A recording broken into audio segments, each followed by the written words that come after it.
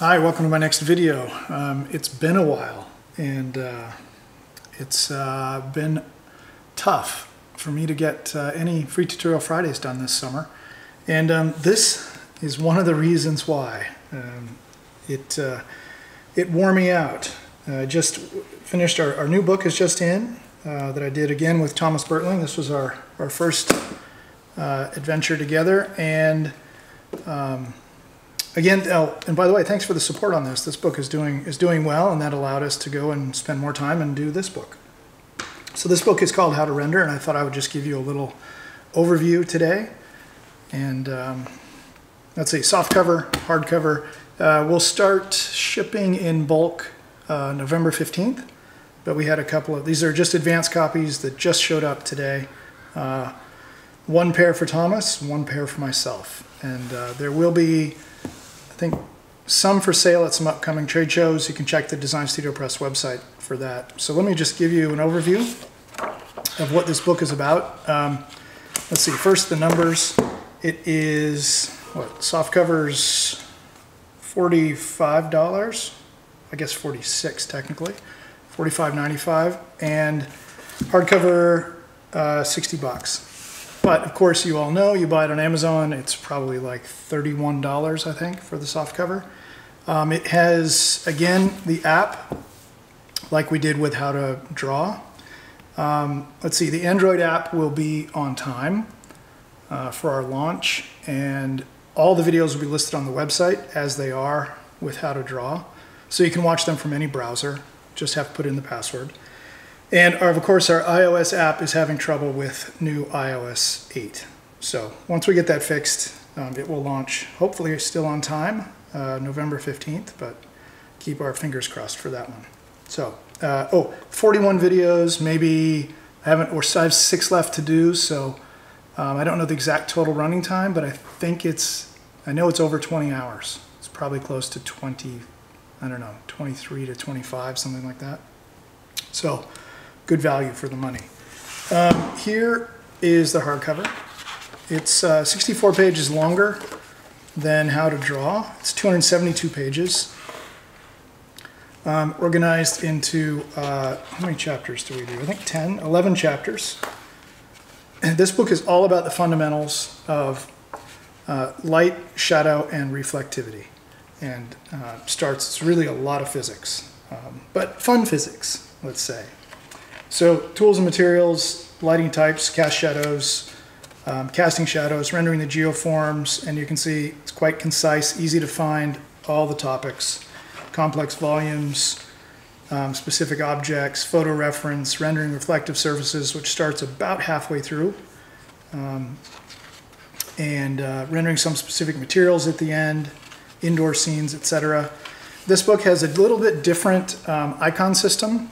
The first one has this play button in How to Draw. We still have that. So whenever you see that button on a page, you just point a tablet, Android or iOS tablet, at the page. It will image scan it, and then it will launch the video tutorial if there is one for that page. But in addition to that, we did these two icons. One is an observe icon, the other one is act. So what it means is that when you get to certain pages, you're going to see the icon at the top. And this is going to be an observation page, so this text refers to observations that you can make in reality, and it's pointing out the important things to look for and the characteristics of, in this case, direct soft light. In this case, direct hard light. So those are the sort of observation pages, so it just tells you what you're supposed to be keeping in mind when you absorb the information on that page. When you find an action page, you'll see a pencil like this. Shading simple curved surfaces. This is an act page, which means follow the steps and try to render and do the exercises that are on the page. So we think it just is kind of a nice framing device to help clarify and get you thinking, what to look for. So it's a slightly different paper than How to Draw. This one's a nice matte surface.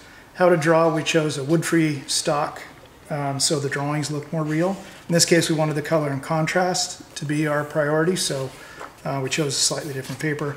We cover all the materials that we like, the Copic markers, etc. Then we get right into light types and casting shadows. So we start out with some basics, value change equals form change, of course, showing lots of different examples. We try to do a very wide range, from character work to environments to vehicles. So there's a wide range within this. And you'll see that it's just like a huge reference book in the beginning. And then we get into constructing shadows. So first we start with some definitions. That's what those are. Then we get into constructing shadows.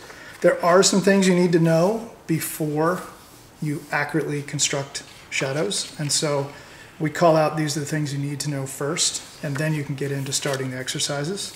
So we do a lot of constructions on casting shadows, pretty much everything we know in casting shadows. We also show a lot of student work throughout the book. There's a nice one by Jason. And that's to show a range of examples. We really like to show the student work because I think it has more relevance. Let's say if you're also a student learning how to do this, it's nice to see what other students are doing with these same lessons. So that's why we try to put in some nice student examples. Rendering geoforms. We're jumping in now to value assignment. And so we talk about assigning values for white, medium gray, and black objects. All of that good information. How the values change with light angle. All of that is covered. That pretty much takes us through. We stick with that all the way through. And we go spheres, reflective versus passive highlights, cylinders, more cylinder work. Then we get into cones, explaining the position of a core shadow on a cone versus a cylinder and how that's different, and explaining why these sort of things happen, like that jog in the core shadow. Then finish with spheres. So that's shadow edges, backgrounds, different mediums. And there's, like I said, 41 videos, so a lot of the demos on like graphite, for instance, and marker sketching will be done via the video. So it may just be one page in the book, but there also might be a 1-hour video attached to that. So the experience of the whole book, in addition to being 272 pages to read, is also a lot of video to absorb. So I think the whole experience should take quite a while to get through. A video I still need to do, rendering with pastels. Do that this week. Some of these you'll notice from the YouTube channel. So if they made sense from the YouTube channel, then they got dropped into the book. That's one of the reasons I was doing those. More student work, graphite sketch, matching values to a photograph, combining traditional media with digital, rendering complex volumes, shading simple curved surfaces. You'll notice some of these from my old XYZ rendering DVDs, some more student work, nice demos. Then there's some step-by-steps where we took some of the drawings from How to Draw and rendered them. So that's the drawing from How to Draw, and then did the step-by-step, also accompanied by a video. Texture, print and practice. These images will be available on the website, and you can download them and just practice shading them. So it's kind of good to shade somebody else's drawing where you're forced to go in and look at the sections and then figure out the lighting. Rendering specific objects, so a range of examples. Vehicles, of course, which I always love. A drawing from How to Draw, rendered step-by-step with the full video. A mech, step-by-step, a little character drawn by Chris Ayers. So we're pretty much matte surface rendering all the way up to page 136. Then we transition into color and talk about value-color relationships. And then we have a nice, we have 2 tutorials in the book that were contributed by Neville Page. So he did a nice traditional media one in doing a matte surface shading of a dinosaur. His version of a kind of a dinosaur-like creature. So every step documented there, all the way to the finish line drawing with value.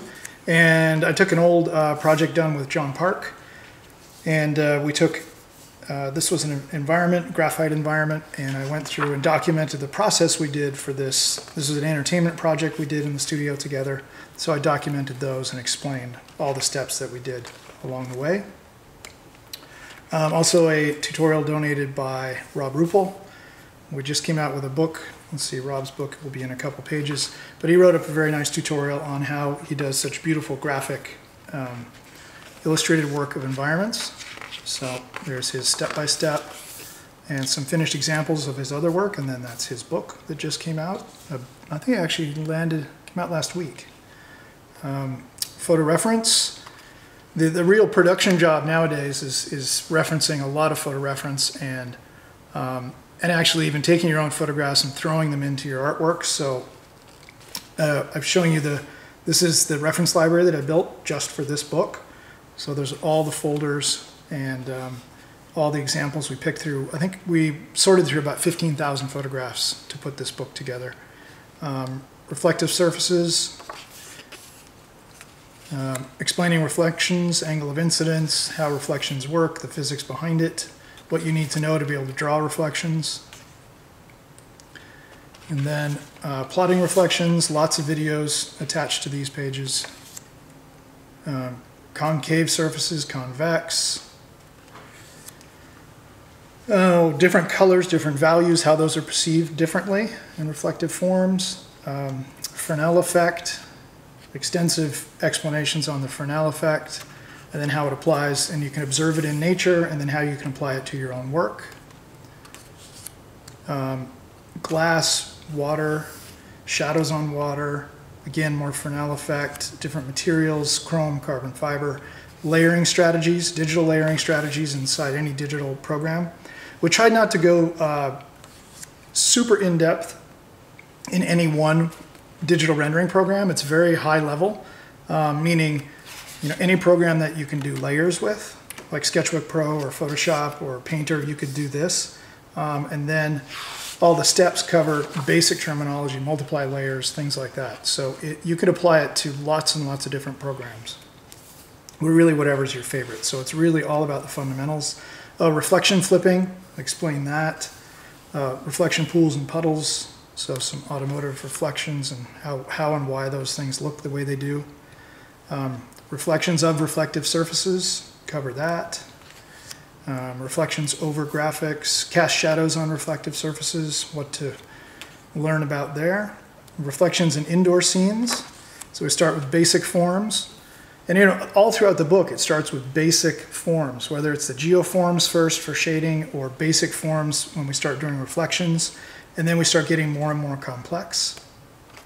And then this was done in 3D, and it was done after this one was done in 2D. So I did this rendering in Photoshop, then I tried to recreate the reflection patterns and value structure in the 3D rendering, and I got pretty close. Because that was what was in my head, and that's what came out. And looks kind of like that. So I was pretty happy with that one. So this have the full video explaining all those steps.